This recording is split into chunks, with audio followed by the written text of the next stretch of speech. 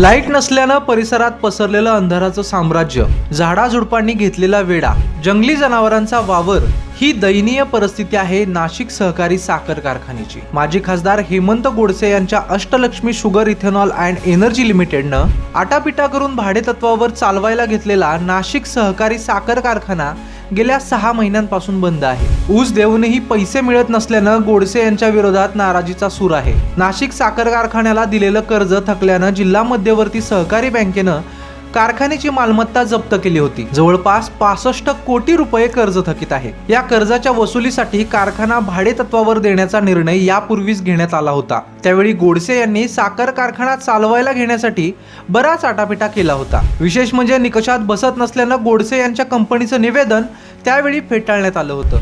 अशातच दीपक बिल्डर्सनं कारखाना चालवायला घेण्यासाठी भलताच रस दाखवला होता। त्यावेळी जिल्हा बँकेनं चालवायला दिला सुद्धा, मात्र काही महिन्यातच आपण कारखाना चालवायला असमर्थ असल्याचा साक्षात्कार या बिल्डरला झाला आणि मध्येच करार रद्द करण्यात आला। त्यानंतर अष्टलक्ष्मीला कारखाना चालवायला देण्यात आला, पण कारखाना चालवण्याची हौस काही महिन्यातच भागली। गेल्या 6 महिन्यांपासून गाळप पूर्णपणे बंद आहे, तर लाईट बिल तब्बल 14 लाख रुपये थकल्यानं मार्च पासून लाईट कट करण्यात आली आहे। सध्या कारखान्याच्या आवारात अंधाराचं साम्राज्य आहे।